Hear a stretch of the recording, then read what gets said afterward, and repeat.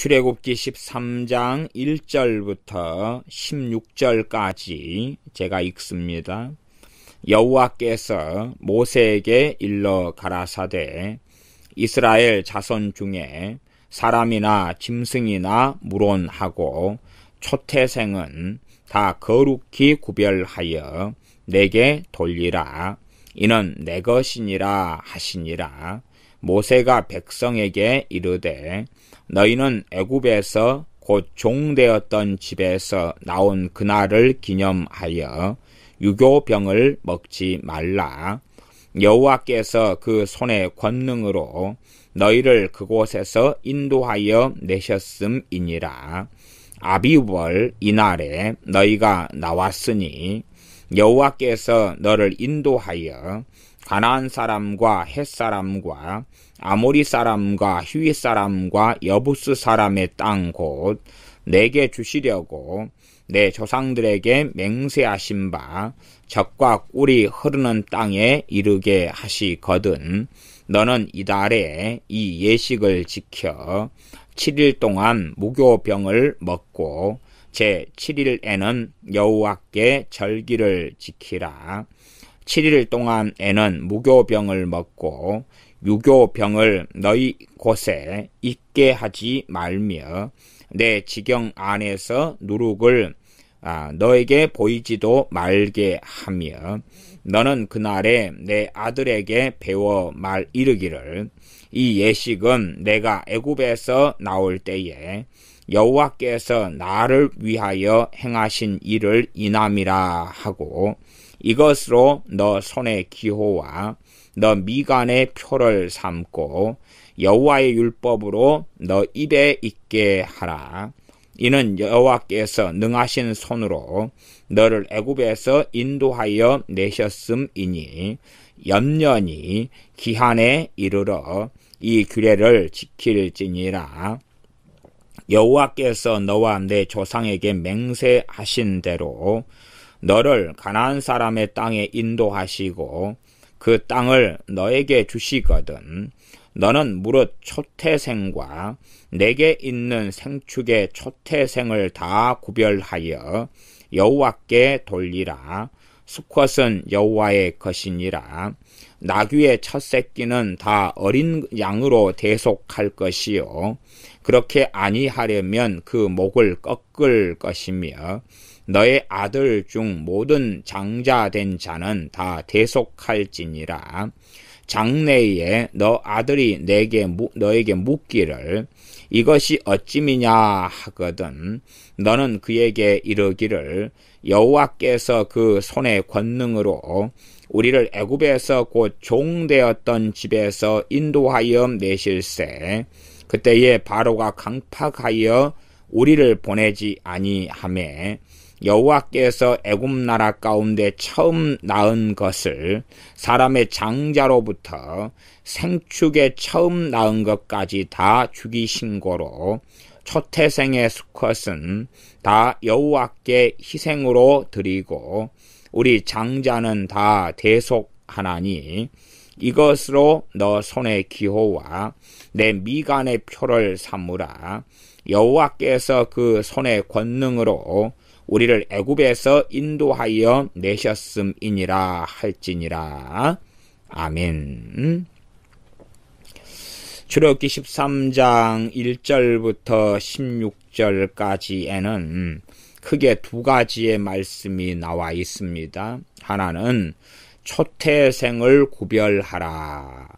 사람의 초태생 처음 난 자녀 가운데 장자 남자 사내 아이입니다. 나아가 짐승의 초태생 짐승의 처음 난 것 가운데 암컷을 이야기하지 않고 수컷을 이야기합니다. 수컷 초태생입니다. 그것을 구별하라. 그래서 하나님께 드려야 한다. 하나님께 바쳐야 한다. 라고 말씀합니다.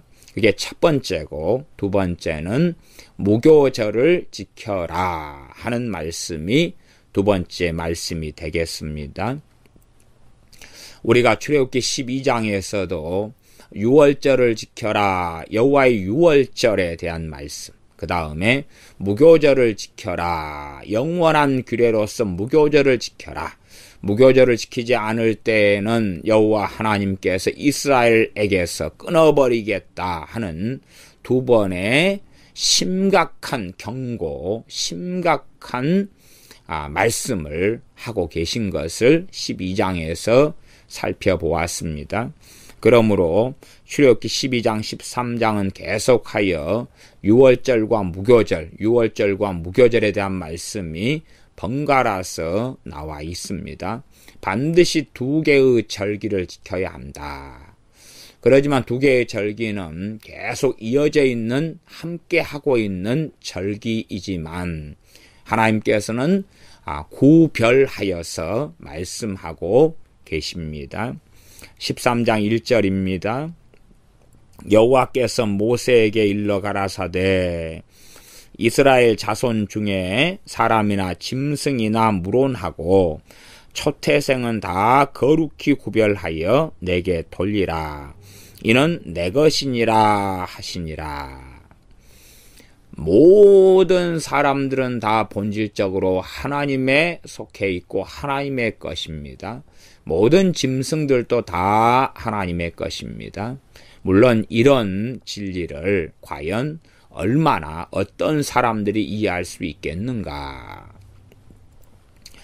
애굽 땅에서 하나님께서 애굽을 심판하실 때에 모든 처음 난 것 초태생을 하나님의 것이므로 하나님께서 심판하셔서 다 죽이셨습니다. 그 가운데 어린 양의 피로 말미암아 이스라엘 백성들의 초태생을 어린 양의 피가 뿌려진 문설주와 임방에 뿌려진 집 안에 든 장자들은 살아남았습니다. 그 살아남았다는 것이 이제 우리는 우리 마음대로 다 괜찮다 하는 것이 아니라 하나님께서 살려주셨고 살려내셨기 때문에 하나님의 소유고 하나님의 것이다 라고 말씀하고 계십니다. 하나님의 소유고 하나님의 것이기 때문에 이 초태생은 다 거룩히 구별하여 내게 돌리라. 이는 내 것이니라 말씀하십니다. 살아났다. 유월절을 통하여 초태생이 살아났다. 얼마나 좋은 일인가 에서 끝나는 것이 아니라 하나님께서 초태생을 하나님의 것임으로 죽이실 수 있는데 어린 양의 피를 통하여 보호하시고 살려내신 것이 유월절입니다. 그러면서 내가 살려준 것이다. 그러므로 내게 바쳐라. 이것은 내 것이다. 라는 역사적인 사실에 근거하여서 말씀하고 계십니다. 실상은 어떤 장자가 있다 그러면 장자에게 다 속한 사람들이 있겠지요. 장자가 하나님의 것이다면 거기에 속한 사람들도 하나님의 것이겠습니다. 심지어 그 장자가 살아있기 때문에 결혼하여서 애를 낳는다 그러면 그 자녀들도 다 하나님의 것이 되겠지요. 실상 그러합니다. 간단한 사실로서는 아담이 하나님께 속하였습니다. 아담이 낳은 자녀들이 다 누구 것이겠습니까? 하나님의 것이지요. 노아가 하나님의 것입니다. 노아가 결혼하여 낳은 자손들이 다 누구의 것이겠습니까? 당연히 하나님의 것일 수밖에 없습니다. 최소한 하나님께서는 이스라엘이 애굽 땅에서 노예되었을 때에 노예살이를 하는 가운데서 이 10번째 장자의 재앙에서 패스오버 어린 양의 피를 통하여서 이 초태생 장자와 짐승의 처음 난 것, 물론 그 중에 수컷을 말씀하는 것을 13장에서는 자세히 볼 수가 있습니다. 그것을 살려내심으로써 하나님의 것이기 때문에 다 거룩히 구별하여 내게 돌리라. 돌리라 그 말은 바쳐라 라고 말씀하고 계십니다.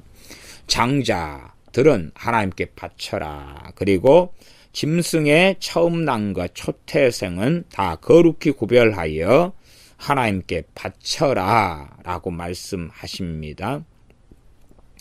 그렇게 이제 여호와 하나님께서 모세에게 말씀하셨고 모세가 3절부터 백성에게 이릅니다.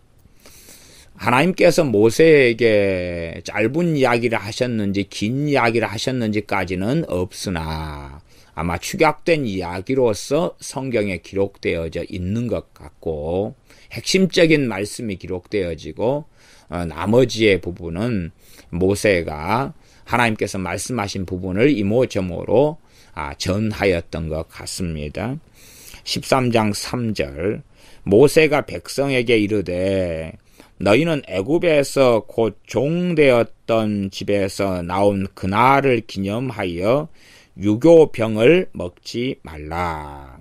유월절을 지키라 하는 유월절의 규례에 대해서는 12장 마지막 절까지 계속하여 말씀해 오셨었습니다. 그러니 이제 초태생을 하나님께 구별하여서 바치라는 것과 무교절을 지키라는 것으로 다시 말씀이 돌아가고 있습니다.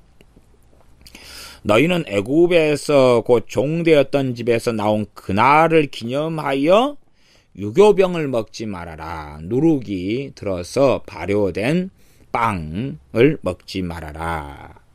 여호와께서 그 손의 권능으로 너희를 인도하여 내었음이니라. 유교병을 일단은 먹지 말아라. 그게 첫 번째입니다. 그러니까 무교병을 먹어라 하는 말씀 이전에 유교병을 먹지 말아라. 또한 누룩을 제거하고 없애라 하는 것이 먼저입니다. 그러지 무교병도 먹고 유교병도 먹고 그래서는 안 된다는 것입니다. 4절 아비부월 이날에 너희가 나왔은즉 아비부월은 우리 한국식으로 하면 정월을 이야기합니다. 정월 1월달을 정월달이라고 이야기하지요. 아비부월 그래서 이 출애굽한 그 달을 첫 번째 달로 삼아서 이 아비부월이 첫 번째 달이 된 것입니다. 이 유월절은 죽어야 될 자가 맏아들의 죽음을 통하여 살아납니다. 맏아들이 사실은 누굽니까? 어린 양 되신 우리 주 예수 그리스도께서 맏아들이시다는 것을 압니다. 그러므로 히브리서 같은 말씀을 통해서는 우리 주 예수님에 대하여 그냥 아들이다 라는 말씀도 있지만 맏아들이다 하는 말씀이 나와 있습니다. 맏아들. 그래서 맏아들이 죽습니다. 누구를 대신하여서요? 가족을 대신하여 죽임을 당합니다. 대표성이지요. 그러므로 애굽의 재앙은 맏아들의 재앙인데 맏아들이 죽습니다. 모든 애굽 사람들 대신하여 죽습니다. 그러므로 다른 애굽 사람들이 살아났던 것입니다. 마찬가지로 이스라엘 사람들의 맏아들도 죽었어야 됩니다. 죽었어야 되는데 어린 양의 피로 말미암아 살려내 줍니다. 그러나 그것으로 끝나지 않고 하나님께서는 그러기 때문에 맏아들과 초태생은 하나님께 거룩히 구별하여 바쳐야 한다고 말씀합니다. 6월절을 잘 생각해 보시면 맏아들의 죽음을 통하여 이들이 살아나고 맏아들의 죽음을 통하여 이스라엘 백성들은 해방됩니다. 이것이 맏아들 대신 우리 주 예수 그리스도를 통하여서 하나님의 자녀들이 죄에서 해방되고 구원받는 사건을 정확하게 예표하고 있으며 그것을 가리키고 있는 것입니다. 그러므로 믿음으로 유월절에 참여하는 사람들은 우리 주 예수 그리스도의 대속과 십자가에 참여하는 것이 됩니다. 구약이든 신약이든 율법으로 구원받을 수 있는 사람은 아무도 없었습니다. 노아라 할지라도 은혜로 말미암아 구원받았으며 믿음으로 말미암아 구원받았습니다. 아브라함이 믿음으로 말미암아 구원받았고 하나님의 사람들이 믿음으로 말미암아 살았다라고 히브리서 11장에 기록되어 있는데 그 대부분의 사람들은 당연하게 우리가 알고 있는 구약시대의 사람들입니다. 구약에는 율법으로 구원받고 신약으로는 믿음으로 구원받고 그렇지 아니합니다. 구약도 믿음으로 구원받습니다. 사람의 율법으로 행위로서 하나님 앞에 설 자는 아무도 없습니다. 심지어 신약시대에 와서 성령님께서 임하신 믿는 사람들이라 할지라도 그들의 행위로 하나님 앞에 제대로 설 수가 없을진데 구약의 사람들이야 오죽하겠습니까? 하나님께 믿음으로 나아갈 때에 하나님의 말씀을 믿음으로 나아갈 때에 하나님께서 은혜와 긍휼을 베풀어 주시며 믿음으로 나아갈 때 하나님께서 그들의 죄를 사해 주시는 것은 동일한 것입니다. 성경을 세대주의적으로 보거나 또한 극단적으로 성경을 해석하고 살펴볼 때는 점점 어리석어지고 맙니다. 유월절이 단지 예식에 그치거나 무교절이 단지 예식에 그치는 것이 아니라 무교절에 하나님을 경외함으로 하나님을 사랑함으로 참여하게 될 때에 무교절을 통하여 하나님의 큰 복과 은혜를 하나님의 백성들은 누리게 되며 하나님을 더 깊이 알게 되어집니다. 5절, 3절이죠. 3절 중간에 그날을 기념하여 유교병을 먹지 말라. 여호와께서 그 손의 권능으로 너희를 그곳에서 인도하여 내었음이니라.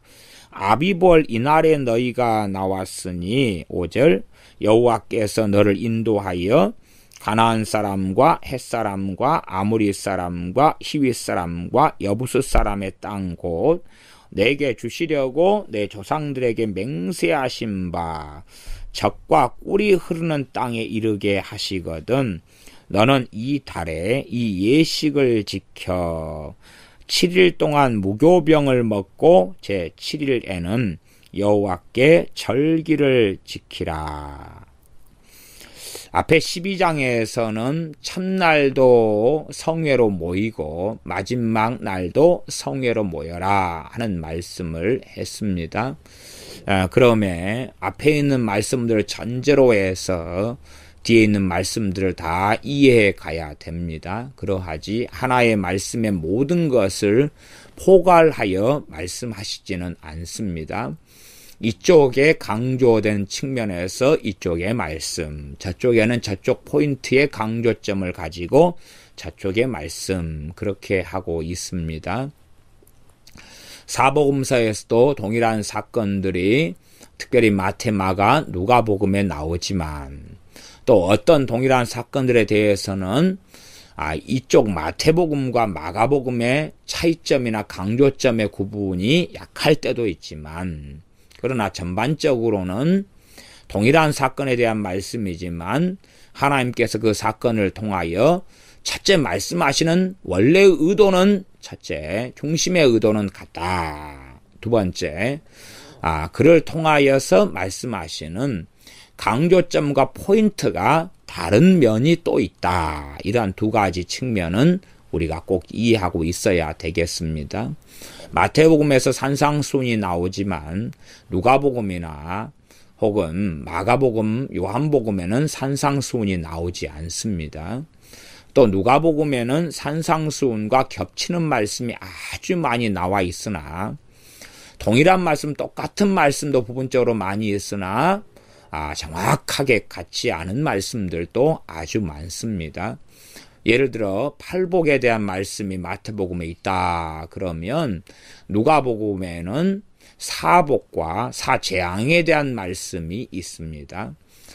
마태복음 산상수훈에서는 가난한 자들은 복이 있나니 그럴 때에 누가복음에서는 누가복음에서 가난한 자들은 복이 있나니 그럴 때에 마태복음은 심령이 가난한 자들인 복이 있나니 이렇게 바뀌고요. 그 다음 이어서 누가복음에는 가난한 자들은 복이 있나니 그런 다음에 부한 자들은 재앙이 있다. 이렇게 이제 말씀이 이어집니다. 그러나 마태복음은 그렇지 않다는 거지요. 그렇게 너무 극단적으로 한 가지 말씀에 치중하면서 다른 말씀을 살펴보지 않는 사람들은 잘못된 길을 걸어가게 됩니다. 예를 들어 마태복음의 산상수훈만 몰두하면서 누가복음에서 산상수훈과 비슷한 말씀들이 어떻게 흘러가는지, 또 마태복음의 팔복에서 누가복음의 사복과 사재앙이 어떻게 다르며 흘러가는지를 살펴보지 않는다면 하나님의 말씀을 바르게 이해하기보다는 극단적으로 이해하게 되는 어리석음 속에 빠지게 되어집니다. 나아가 요한복음에는 산상수훈의 말씀이 없다 하는 것까지도 기억하면서 요한복음에서 핵심적인 말씀들이 무엇인가 하는 것을 살펴보는 지혜와 지각이 함께 있어야 합니다. 그래서 5절에는 팔레스틴에 거하는 족속들의 이야기를 합니다. 몇 가지 족속들인지 일단은 봐볼까요? 가나안 족속, 헷 족속, 아모리 족속, 히위 족속, 여부스 족속 이렇게 해서 여기는 5가지 족속이 나옵니다. 사실은 좀 기르가스 족속이나 이런 족속들이 더 나옵니다. 여부스 족속 같은 경우도 지금 여부스는 나와 있네요. 그렇게 해서 여기는 5가지만 일단 나와 있습니다. 나중에 다른 본문으로 가면은 족속들이 또 추가로 해서 나와 있는 것을 볼 수가 있습니다. 이때 당시에 이 대표적인 족속들을 하나님께서 말씀하신 것이고, 시대 상황이 달라지면 이제 강한 부족이 약해지기도 하고 약한 부족이 강해지기도 하기 때문에 달라지는 측면들이 있을 수밖에 없겠습니다. 이러한 사람들이 팔레스틴의 땅을 차지하고 있었는데 5절 중간에 너에게 주시려고 너 조상들에게 맹세하신 바 젖과 꿀이 흐르는 땅에 이르게 하시거든 너는 이달에 이 예식을 지켜. 그 팔레스틴 땅은 젖과 꿀이 흐르는 땅이다 라고 말씀합니다. 물론 지금 시대에 이스라엘, 팔레스틴에 성지순례를 가는 사람들은 하나님께서 지금 출애굽기에서 말씀하시는 지금으로부터 3400년 이전에 팔레스틴은 볼 수도 없고 알 수도 없을 것입니다. 우리 대한민국 땅만 해도 거의 2000년 전에 삼국시대의 땅이지 않습니까? 2000년 전의 땅도 우리가 예측을 다 못한다는 것입니다. 그럴진데 3400년이 더 넘게 흘렀는데 어찌 이 시대와 동일한 땅이겠습니까? 어떤 산은 비슷할 것이고 많은 지형들은 비슷할 수 있습니다만은 그러나 지형들도 많이 변하고 맙니다. 우리가 이 시대에 살아가면서 도시화가 많이 이루어지고 개발이 많이 이루어지기 때문에 10년 만에 어느 곳을 가도 와 이렇게 변했네 그때 알던 곳이 아니네 하는 경험을 할 수밖에 없습니다. 사람들은 끊임없이 어딘가에 살면서 집을 짓고 성을 짓고 나무를 베고 또 심고 개발하고 하는 것을 계속 해 나갑니다. 나아가서 하나님 주셨을 때의 땅은 젖과 꿀이 흐르는 땅이었는데 하나님의 백성 이스라엘이 범죄하고 배반하고 패역하면서 하나님의 진노와 심판이 반복적으로 계속 나타나면서 전쟁 속에 기근 속에 심각하게 반복적으로 들어왔던 그 땅, 또한 저주받은 땅, 심판받은 땅, 토하여 내치게 된 땅이 이 팔레스틴 땅이 되었기 때문에 젖과 꿀이 흐르는 땅에서 점점 이스라엘 백성이 하나님을 등지고 배신하면 할수록 이 젖은 사라져갔고 꿀은 사라져갔고 풍성한 강수량도 지금은 얼마 되지 않는 강수량에 불과할 정도로 변화될 수밖에 없었습니다. 그러므로 우리가 엘리야 선지자 시대 때에는 7년, 3년 반 하나님께 기도하여서 하늘문을 닫아버리는 그러한 심각한 기근 속에 들어가는 일들을 우리는 보게 됩니다. 그러한 하나님께서 기근을 통한 많은 심판들을 주시게 될진데 어찌 이러한 기근들을 몇 번 통과해도 땅은 심각하게 황폐해야 되는 것을 볼 수밖에 없습니다. 그러니 이 하나님 앞에서 참으로 바르게 살아갈 때에 적과 꿀이 흐르는 땅은 계속 이어지게 되지, 하나님 앞에 배역하고 배반하며 패역한 삶을 살아갈 때에 자신들에게 하나님이 주신 그 아름다운 적과 꿀이 흐르는 땅은 저주받은 땅, 기근이 든 땅, 전염병이 만연한 땅, 제때의 실과와 열매를 맺지 못하는 땅이 되고 맙니다. 적과 꿀이 흐르는 땅에 이르게 하시거든 너는 이달에 이 예식을 지켜 6절 7일 동안 무교병을 먹고 제 7일에는 여호와께 절기를 지키라. 7일 동안에 무교병을 먹으라 하는 무교절을 이야기합니다.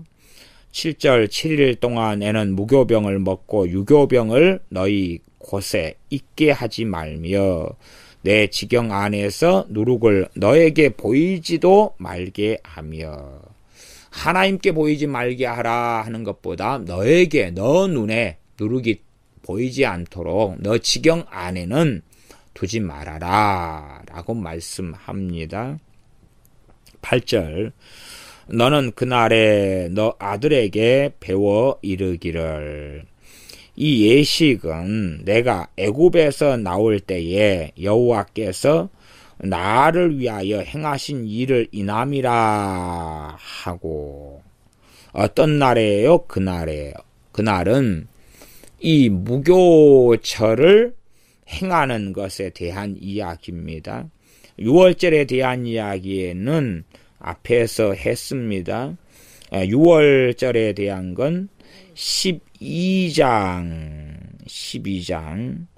24절로 가면 23절에가 설주 좌우와 문인방의 피에 대한 이야기가 있지요. 다음 24절 6월절입니다. 너희는 이 일을 규례로 삼아 너희와 너희 자손이 영원히 지킬 것이니 너희는 여호와께서 허락하신 대로 너희에게 주시는 땅에 이를 때에 이 예식을 지킬 것이라. 이건 지금 6월절 이야기였지요. 이후에 너희 자녀가 묻기를 이 예식이 무슨 뜻이냐, 이건 6월절을 자녀가 묻는다는 것입니다. 그럴 때에 너희는 이르기를 27절 이는 여호와의 6월절 제사라. 여호와께서 애굽 사람을 치실 때에 애굽에 있는 이스라엘 자손의 집을 넘으사 우리 집을 구원하셨느니라. 이게 6월절에 대한 설명이라 그 말입니다. 그래서 6월절은 구원하셨다는 것입니다. 구원하셨다. 하나님께서 초태생 장자를 심판하시고 치시고 죽이실 때에 하나님께서 구원하셨다. 그게 6월절이고, 그 다음 다시 13장으로 돌아와서 너 아들이 이렇게 물을 때에 이 예식은 8절 13장 8절 내가 애굽에서 나올 때에 여호와께서 나를 위하여 행하신 일을 인함이라. 행하신 일이 뭐겠습니까? 애굽의 노예살이에서 해방시키신 일입니다. 물론 6월절과 뗄래야 뗄 수 있는 관계가 있지는 않습니다. 함께 이어져 가지만 그러나 노예에서 해방시키신 것이 중심이 되어지지요. 여호와께서 내가 애굽에서 나올 때에 나를 위하여 행하신 일을 인함이라.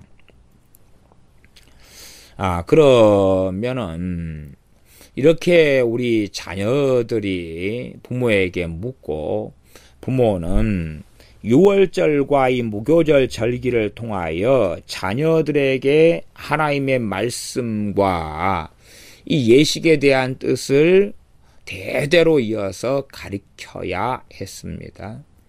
문제는 이스라엘 사람들이 자기들도 무관심했고 자녀들에게 하나님 말씀을 가르치는 것을 또한 등한히 했고 제대로 하지 않았기 때문에 자녀들은 점점점 패역하게 되었습니다. 특별히 전 세계의 기독교인들, 믿는 사람들도 문제고 나아가서 한국에 있는 부모들 같은 경우도 이 하나님의 말씀에 심각한 문제를 가지게 됩니다. 어떤 심각한 문제입니까? 부모들이 자녀에게 말씀을 가르치지 않는다는 이야기입니다. 가장 편한 것은 뭐냐 하면 성경 너희들이 읽어 하고 읽게 하고 감시하는 것 정도. 그러나 하나님께서는 자녀에게 성경 읽어라고 말씀하지 않으셨다는 이야기입니다. 너 잠언 읽어. 잠언 하루에 한 장씩 읽어. 소리내 읽어. 그게 아니라 말씀을 가르치라는 명령입니다. 자녀에게 말씀을 강론하고 말씀을 풀어서 설교하는 것처럼 말씀을 가르치라는 명령을 하나님의 자녀들, 특별히 부모된 사람들은 받고 있습니다. 반복적으로 12장, 13장에 받고 있지요. 그러나 부모가 자녀들에게 말씀을 가르치는 것을 등한히 하거나 무관심합니다. 그러면서 당연하게 강조하는 것은 영어 공부해, 수학 공부해, 공부 열심히 해, 숙제는 했냐 하는 것이지요. 이 이면에는 데리고 예배당만 나가면 되고 때로는 가정예배까지도 드릴 수 있습니다. 그러나 가정예배 중심은 찬양하고 기도하는 것이 있지만 말씀을 가르치는 것이 가정예배 중심인데 제가 어떤 가정예배는 매일 예배드린다는 가정도 보면 성경만 함께 한 장 읽고 그냥 마는 것입니다. 기도 좀 하고 찬송가 한두 장 부르고 성경 같이 한 장 읽고 마는 것이 그게 가정예배라는 것입니다. 물론 그것이 전혀 잘못됐다 그렇게는 말씀드리지 않겠습니다만은 그러나 가정예배라면 또한 가정예배 형식을 취하지 않더라도 부모는 하나님의 말씀을 가르쳐야 될 의무가 있습니다. 그때에 신앙이 보존되고 믿음이 보존되고 자녀들이 하나님의 말씀을 배우면서 하나님을 경외하는 것을 배워갈 수가 있습니다. 부모가 자녀들 앞에서 하나님 말씀을 사랑하고 하나님 말씀을 준행하는 것을 볼 때에 자녀들도 하나님 살아계신 줄을 경험하고 알게 되어질 겁니다. 그러나 부모들이 말만 하지 하나님 말씀을 경청하고 하나님 말씀을 사랑하고 하나님 말씀을 사랑하기 때문에 하나님 말씀을 자녀들에게 강론해야 되는 것을 깨닫지 아니하고 하나님 말씀을 등한히 여기면 자녀들이 하나님 말씀을 배우고 깨달아야 한다는 것을 생각하지 않겠지요. 알아서 어찌 되겠지. 지그들이 알아서 하면 되겠지. 나아가서 가르치면서 배운다 하는 속담이 있습니다. 정말로 가르쳐 보려고 하면 얼마나 내가 안다고 생각했던 것이 무지한지 모르는지를 알 수가 있습니다. 내가 안다고 했던 것이 안다고 실제로 아는 것이 얼마나 없는가. 하나님 말씀을 내가 읽을 때에 얼마나 소홀히 읽었는가.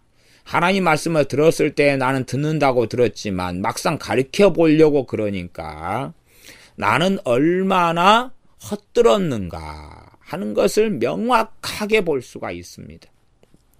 다시 말하면 자녀를 가르쳐 보는 것은 내가 지금까지 말씀을 듣고 배운 것에 대한 시험, 테스트를 치르는 것이라고 생각해도 좋을 것입니다. 우리가 공부를 할 때에는 잘 듣고 하는 것처럼 여겨도 막상 시험을 보면 결과가 증명하는 것처럼 내가 말씀을 잘 듣는다, 잘 깨닫는다, 많이 배웠다 라고 주장하지만 막상 자녀에게 이제 말씀을 가르쳐 보면, 기도에 대한 주제를 가지고 가르쳐 보고, 어떻게 하나님을 사랑하는가를 가지고 가르쳐 보고, 성경 구절들을 가지고 말씀을 풀이해 가면서 강론해 보고, 그러면 내가 있는 하나님 말씀에 대한 현주소가 명확하게 드러나게 됩니다. 이것을 숨기기 위한 방법은 간단합니다. 안 가르치면 되지요. 자녀에게 말씀을 안 가르치면서 나는 말씀을 알아 하는 자리에 서면 될 것입니다. 제가 대학생들을 성경을 몇 년 동안 가르치면서 살아왔습니다. 특별히 대학생들 성경 공부는 교재를 가지고 하기 때문에 얼마든지 나는 좀 안다라고 착각하기가 쉽습니다. 그러다가 어느 때부터 예기치 않게 설교를 할 수밖에 없는 설교자가 되었습니다. 그래서 설교를 하기 시작하게 되었습니다. 불가피하게 설교를 할 수밖에 없는 자리에 서게 되었습니다. 물론 저는 오랜 동안에 신앙 서적을 많이 읽었고 말씀을 많이 읽어왔고 또한 예배에 참석하고 설교를 들어온 것은 세월이 오랜 세월이었습니다. 설교자가 되어서 막상 설교를 시작했는데 실상은 설교할 것이 별로 없는 것입니다. 제가 주일학교, 중고등부 또 청년, 대학생들 말씀을 가르치는 것은 오랜 세월을 했는데 그건 교재를 중심으로 하니까 문제가 없더니 막상 이제 설교를 성경을 바탕으로 설교를 하는데 어떤 주제에 대해서 내가 안다고 했는데 설교를 막상 해보면 10분 이야기할 것이 안 되더라 그 말입니다. 진땀을 뚝뚝뚝 흘릴 수밖에 없고 야 나는 참 많이 안다고 생각했는데 내가 아는 것이 이렇게 없었던가. 나아가 한 10년 신앙생활 했던 것이 10년 하나님을 알아오고 기도했던 것, 성경을 연구하고 신앙서적을 몇백 권 보았던 것이 설교를 3개월, 다시 말하면 주일날 한 번씩 해서 3개월이다. 그러면은 3, 40이 12번이지 않습니까? 12번 설교를 하니까 뚝 떨어지고 없는 거예요. 12번 설교하는 것도 겨우 찐액을 짜고 이걸 짜고 저걸 짜고 겨우 맞춰가지고 12번 하니까 더 이상 설교할 거리 자체가 없는 거예요. 제 신앙의 현주소를 발견하게 되는 것입니다. 내가 지금 어느 자리에 서 있는가가 설교자가 되고 났더니 알겠는 거예요. 그 다음에는 설교하는 목사님들을 존경하게 되기 시작했습니다. 야, 저분들이 얼마나 고생하는 줄을 알겠다. 최소한 그 설교가 6에서 왔든지 0에서 왔든지 상관없이 저렇게 찐액을 집어 짜면서 있는 것 없는 것 맞추고 어떻게 해서라도 설교하려고 발버둥 치는 목회자들의 노고를 인정할 수밖에 없겠다. 저런 삶을 몇 년씩 때로는 10년, 20년, 30년씩 이어가는 삶에 대하여 참으로 제가 설교자로서 몇 개월이 지나봤더니 너무나 전할 것도 없고 가르칠 것도 없는 고통스러운 것. 나아가서는 나는 안다고 생각했는데 막상 안다고 생각한 것을 가지고 설교를 해보았더니 아는 게 아니더라 그 말입니다. 하나님께서는 부모들에게 자녀들에게 말씀을 가르치라 하시면서 그를 통하여서 부모들이 현재 가지고 있는 믿음의 현주소를 확인하게 하시고 나아가서 자녀들에게 믿음이 하나님을 경외함이 전달되게 하셔서 신앙이 대를 이어가도록 하나님께서 뜻하셨던 것입니다. 그러나 유감스럽게 이스라엘은 또한 지금 현 시대에 믿는 부모들은 자녀들에게 말씀을 가르치지 않으면서 그러면서 내가 자녀들을 위해 기도하니까 하나님이 어떻게 알아서 하실 거야. 때가 되면 알아서 믿겠지라고 생각합니다. 그러나 자기들이 구약 성경에 있는 무수한 많은 자녀들에게 말씀을 강론하고 가르치라는 말씀에 불순종하고 있다는 것은 전혀 염두에 두지 않습니다. 물론 핑계 댈 만한 것은 많겠습니다. 직장생활 하느라고 바빠서 자녀들이 공부할 시간도 부족한데 하나님 말씀 배울 시간은 어디 있단 말인가, 그럴 시간이 없어서 등등 무수한 핑계와 합리화를 대겠습니다마는 하나님의 명령은 그 어떤 말씀보다 1순위가 되는 것이지 후순위가 아닙니다. 함께 가서 외식할 시간은 있고, 함께 산책할 시간은 있고, 밥 먹을 시간은 있고, 공부할 시간이 있는데 하나님 말씀을 강론할 시간은 없다. TV 볼 시간은 있고 드라마 연속곡 볼 시간은 있는데 하나님 말씀을 부모가 자녀에게 가르칠 시간은 없다. 그것은 잘못된 길을 걸어갑니다.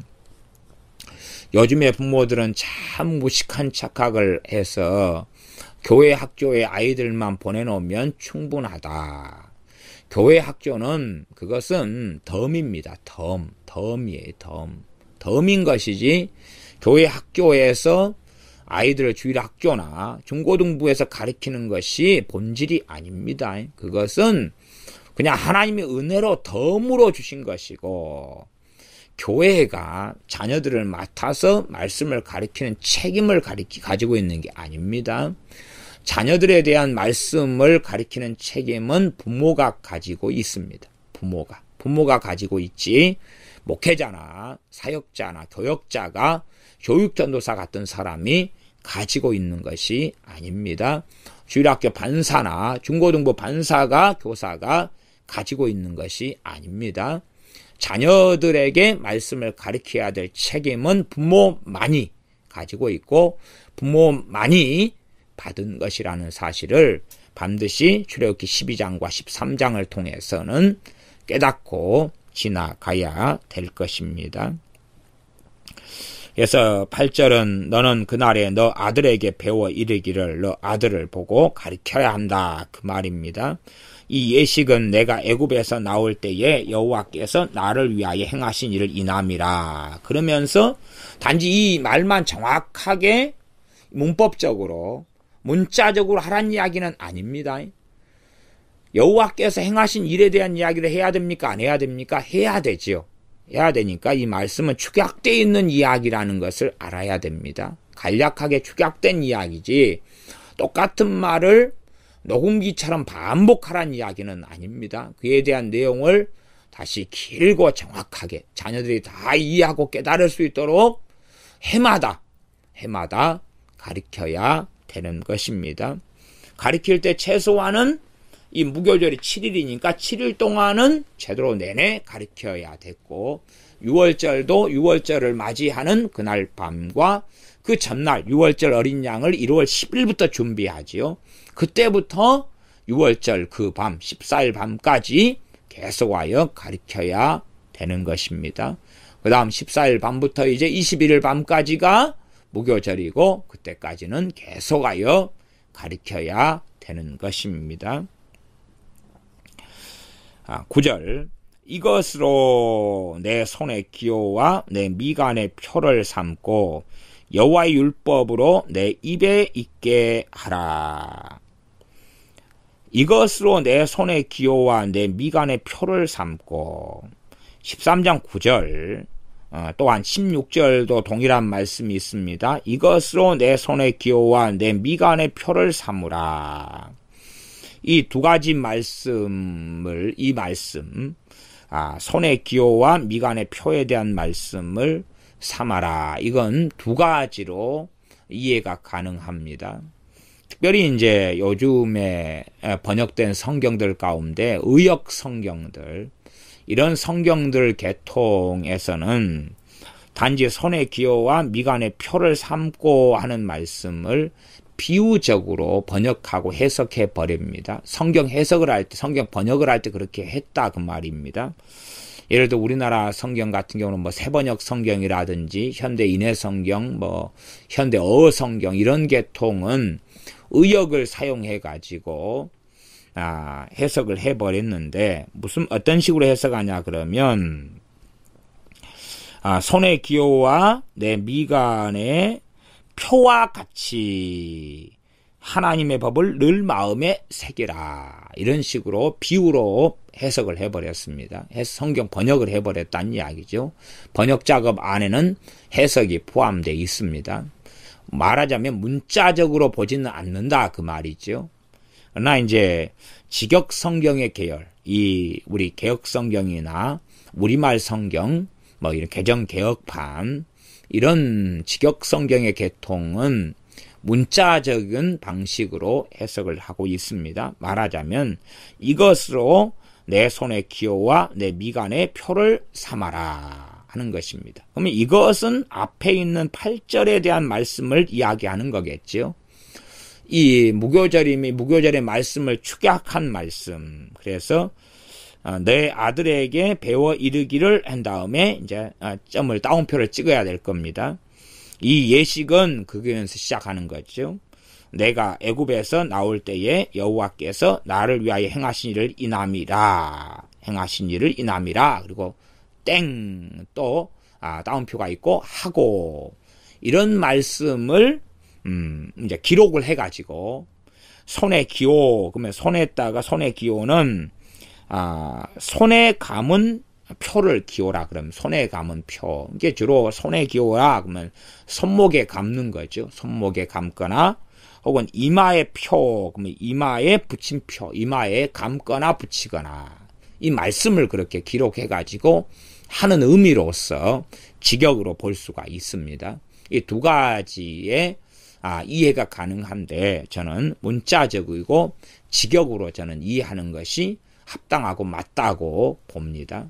그래서 요즘에 번역되는 새 번역이나 이런 번역에 비유적으로 하는 것처럼 하는 것과 같이 이런 식으로 하는 것에 저는 이게 번역상의 잘못이다 이렇게 보는 주의고 이 부분은 이런 비유적으로 봐야 될 것이 아니라 그대로 실제로 이러한 구절들을 적어서 중요한 구절, 핵심 구절, 이 절만 가지고 이제 다른 내용들이 다 함축되어 있어서 이해할 만큼 말하자면 요약된 내용들이죠.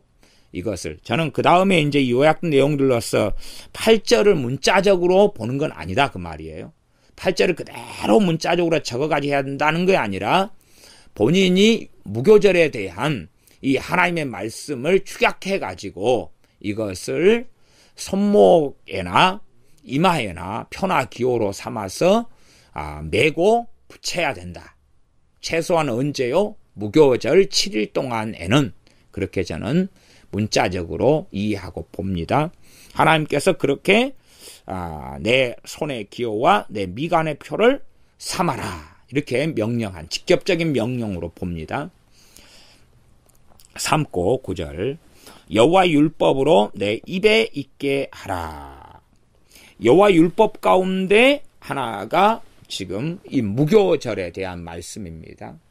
그러니 단순하게 시내산에서 율법을 받은 건 맞지만은 이미 율법은 지금 받아오고 있는 중입니다. 이미 출애굽 사건이 일어나기 전부터 하나님의 말씀을 다시 이스라엘은 모세를 통하여 때론 모세와 아론을 통하여 하나님의 말씀과 율법을 지금 받아오고 있는 중이라 그 말이에요. 받아오고 있어요.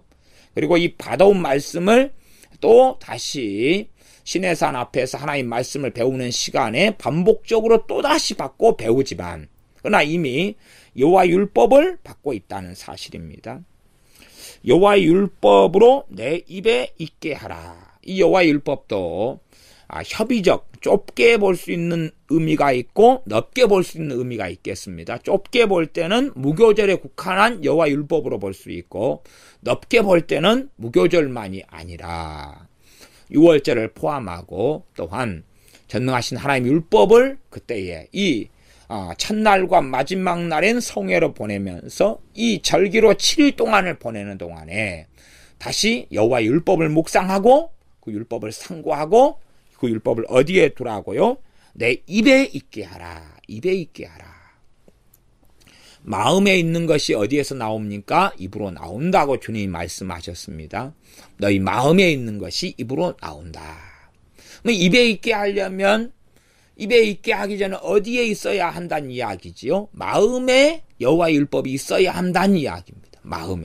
마음에 말씀을 두면 마음에 있는 말씀이 입으로 나오는 거지요. 이런 저는 근원적인 의미로 보고, 물론 또 한 가지는 입에 두라 그 말은 자주 입으로 옛날 우리 선조 조상들이 하늘 천 따지 가마손 누룽지 하고 찬자문에 읽었던 것처럼 그렇게 하늘 천 따지 거무련 누루항 그리고 지부 집주 쭉 읽어왔던 것처럼 그런 식으로 입으로 계속 반복하는 거죠. 반복하다 보면 마음속으로 말씀이 들어가기 시작하겠죠. 그렇게 소리내어서 이 여호와의 율법을 낭독하고 읽으면서 이 어른이 집안의 가장이 읽으면 가족이 다 모여서 이 말씀을 함께 듣는 거죠. 함께 들어요. 이렇게 하면서 여호와의 율법으로 내 입에 입게 하라. 입이 욕설을 달고 살아가고 불평과 저주 원망을 달고 살아가는 그런 남을 비판하고 이간질하고 욕하고 저주하고 험담하고 증오하고 미워하고 원망하고 염려하고 절망하고 한숨 쉬고 살아가기보다는 여호와 율법으로 내 입에 있게 하라 하고 하나님께서 말씀하십니다. 이는 여호와께서 능하신 손으로 너를 애굽에서 인도하여 내셨음이니. 이 무교절은 애굽에서 인도하여 내셨다. 유월절은 구원하셨다.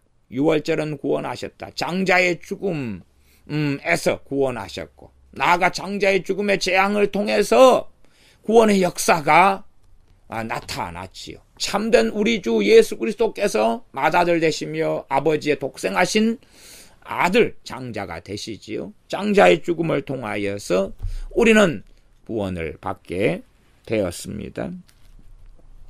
너를 애굽에서 인도하여 내셨음이니 10절 연년이 기한에 이르, 연년이 그 말이 해마다 매년 그 말입니다. 매년 기한에 이르러 이 규례를 지킬지니라. 매년 1월달 14일 밤부터 21일 밤까지 이 규례를 지킬지니라. 11절 여호와께서 너와 내 조상에게 맹세하신 대로 너를 가나안 사람의 땅에 인도하시고 그 땅을 너에게 주시거든.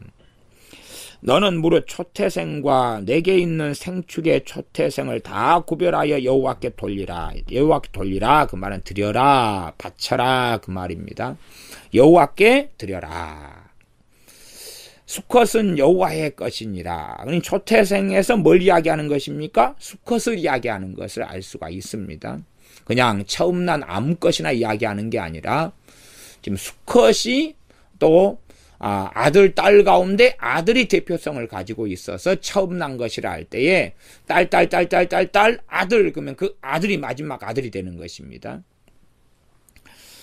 13절 나귀의 첫 새끼는 다 어린 양으로 대속할 것이요. 그렇지 아니하려면 그 목을 꺾을 것이며. 나귀는 이제 이 다른 짐승들은 다 처음 것을 드리면 되지만 나귀 같은 건 굉장히 귀하고 또한 이스라엘 백성들의 생활과 삶에 정말 필요한 것이잖아요. 그러니까 이것을 처음 난 것을 그냥 드려버리면 이스라엘 백성의 삶에 문제가 생기니까 어린 양으로 대속하라. 대속하라 그 말은 어린 양으로서 이 나귀 첫 새끼의 몸값을 지불하는 게 가능하다 그 말이에요. 대속하라 그 말은 대신해서 속하는 게 가능하다. 대신 속한다. 값을 지불하고 다시 살 수 있다. 그런 이야기인데 어린 양으로서 나귀 첫 새끼는 대신할 수 있다라고 지금 이야기합니다. 그렇지 아니하려면은 그 목을 꺾어라.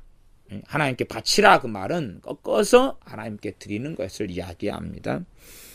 너의 아들 중 모든 장자된 자는 다 대속할지니라.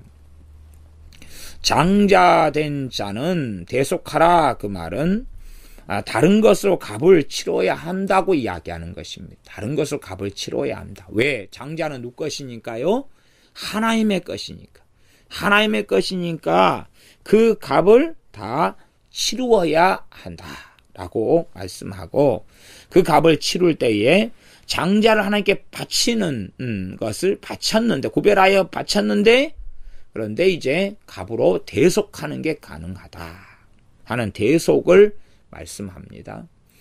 그러니 실상은 이 대속에 대한 진리가 여기에 나와 있을진데, 어린 양 대신, 하나님의 어린 양 대신 우리 주 예수님을 통하여 우리의 죄, 우리의 죽음, 우리가 심판받아 멸망할 것을 대속하시는 이 하나님의 원리, 하나님의 진리를 여기에서 보여주고 계시기도 합니다. 14절, 장래에 너 아들이 너에게 묻기를 이것이 어찌미냐 하거든. 정말로 이 유월절과 무교절, 특별히 여기서 무교절인데, 무교절을 잘 지키면 자녀들이 무교절이 무엇인가를 알고 싶은 마음이 있다, 그 말이에요. 부모도 가르쳐야 되고, 또 자녀들도 부모가 무교절을 잘 지키면 자녀들이 이것에 대한 궁금함이 일어나서 묻는다는 것입니다. 너에게 묻기를 이것이 어찌미냐, 왜 이렇게 병을 먹느냐, 이렇게 보통 때 먹는 이러한 누룩을 넣은 빵이 아니라 누룩 넣지 않아서 부풀리지도 않으니 맛없는 이것을 7일 동안이나 왜 먹어야 합니까? 그럴 때에 그렇게 묻게 된다는 이야기입니다. 하거든 너는 그에게 이르기를 여호와께서 그 손의 권능으로 우리를 애굽에서 곧 종되었던 집에서 인도하여 내실세. 이제 그 자세한 내용을 또 이야기하는 게 나오지요. 그래서 제가 앞에 부분이 축약이라고 말씀드린 것입니다. 애굽에서 종되었던 집에서 인도하여 내실세. 그때에 바로가 강팍하여 우리를 보내지 아니하매. 여기서는 하나님이 바로 강팍했다는 핵심이 아니라 바로가 강팍했다는 것을 이야기합니다. 하나님께서 바로를 강팍해 하시는 것은 바로가 강팍했기 때문에 그렇고, 바로의 교만 때문에 그러하게 되어집니다. 바로가 강팍하여 우리를 보내지 아니하매 여호와께서 애굽 나라 가운데 처음 낳은 것을 사람의 장자로부터 생축에 처음 낳은 것까지 다 죽이신 거로, 초태생의 수컷은 다 여호와께 희생으로 드리고 우리 장자는 다 대속하나니 이것으로 내 손의 기호와 내 미간의 표를 삼으라. 이제 여기에서 초태생을 하나님께 구별하여 드리는 이야기가 나옵니다. 앞에는 지금 무교병을 먹으라는 이야기가 나오면서 9절에 내 손에 기호와 내 미간의 표를 삼아라, 그렇게 하면서 여호와 율법으로 내 입이 있게 하라 그러는데, 다시 또 11절부터 넘어오면 맨 처음 하나님께서 모세에게 13장 1절 2절에 말씀하신 초태생을 다 거룩히 구별하여 내게 돌리라 하는 말씀으로 다시 돌아가서 초태생을 하나님께 구별하여 바쳐라. 그리고 장자는 대속해야 된다. 그리고 나귀의 첫 새끼는 어린 양으로 대속할 수 있다. 그러면서 이 대속하는 이야기를 지금 하고 계셔요. 대속하는 상황, 이야기, 사건. 언제요? 이 무교절 때에. 무교절을 지키라는 말씀 가운데 지금 초태생을 거룩히 구별하는 말씀이 지금 함께 있습니다. 그러면서 대속하고 있는 상황 속에서 이 자녀들이 묻는다 그 말이에요. 지금 무교절만을 가지고 묻는 게 아니라 어떤 상황에서요? 대속하는 상황에서. 그러니 대속에 대한 이야기를 하고 있다는 사실이에요. 부모가 뭘 설명해야 되냐 그러면 대속을 설명하는 것이지요. 15절, 여호와께서 애굽 나라 가운데 처음 낳은 것을 사람의 장자로부터 생축에 처음 낳은 것까지 다 죽이신 고로 초태생의 수컷은 다 여호와께 희생으로 드리고 우리 장자는 다 대속하나니. 그러면은 그 집에서 뭐 닭이 있다. 그러면 야, 그게 수컷 닭인데 초태생 닭이다. 너무 이뻐한다. 아니면은 송아지가 인자 태어났어요. 태어나서 수컷이어서 야, 너무나 이쁜데, 그런데 그걸 하나님께 희생으로 바치는 것이에요. 아이고 아빠 왜 저 이쁜 저 소를 저렇게 바쳐야 돼요? 그럴 때에 하나님께서 다 초태생의 수컷은 다 여호와께 희생으로 드려야 된다. 그것은 하나님께서 이 애굽 땅에 우리가 노예되어 살았을 때에 하나님께서 하나님의 것이기 때문에 하나님께서 다 죽이셨다. 그러나 우리 것은 죽이지 않고 살리셨는데 이것을 우리는 대대로 하나님 말씀에 순종하고 하나님께서 우리에게 살리신 그것을 이제는 다시 하나님께 드린다라고 말씀하고 있습니다. 그러니 잘 생각해 보시면은 가나안 땅에 정착한 다음부터 하나님 말씀에 순종한다면은 해마다 처음 난 것은 다 드려야 되는 거예요. 해마다 그렇게 해야 돼요. 해마다 초태생은 다 바쳐야 돼요. 해마다 장자는 하나님께 다 바치고 그 다음에 장자에 대해서는 바쳐서 장자를 죽일 수는 없으니까 대속을 해야 된다는 사실입니다. 대속을 해야 돼요. 장자를 대속하는 것은 어린 양 등을 통하여서 대속을 하겠지요. 그러함에 이 장자가 대속한다는 것, 바쳐지는 것은 죽는 것을 이야기해요. 죽는 건데 죽지 않고 이제 대속물을 통하여 대속을 받는 것입니다. 그래서 나중에는 사람의 대속에 대하여 돈이 얼마를 돈으로 대속하는 속전으로 삼기도 합니다. 그래서 대속하는 돈을 속전이라 그럽니다. 그 다음 대속하는 어린 양이 있다 그러면 대속물 그렇게 합니다. 그래서 우리 주님에 대하여 주님은 우리에게 속전이 되셨다. 대속하는 돈 속전이 되셨다. 또 대속물이 되셨다. 이런 말씀을 신약 성경은 하고 있습니다. 그러므로 이 대속에 대한 이야기를 볼 때에 우리 주님께서 우리의 죄에 대하여 대속물이 되셨고 우리의 속전이 되셨다는 것을 우리는 다시금 상기할 수가 있습니다.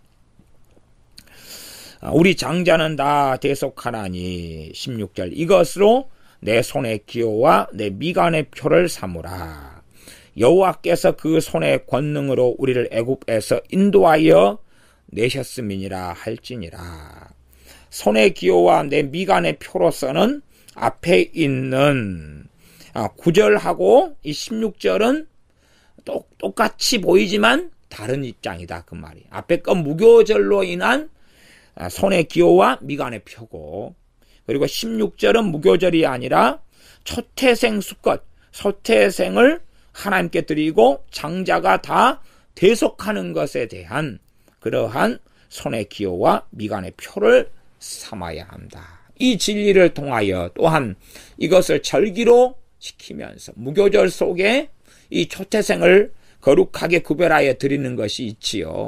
그러면서 이들은 장자의 죽음을 통하여 또한 죽었어야 될 장자를 대속하시는 또한 참된 맏아들 되시는 우리 주님의 죽으심을 통하여 구원받는 이스라엘 자신들의 하나님의 대속을 그들은 깨닫고 알면서 메시아를 섬기고 그리스도를 섬기며 하나님 아버지를 사랑하며 또한 선지하신 그리스도께 나아갔어야 하는 것입니다. 기도하겠습니다.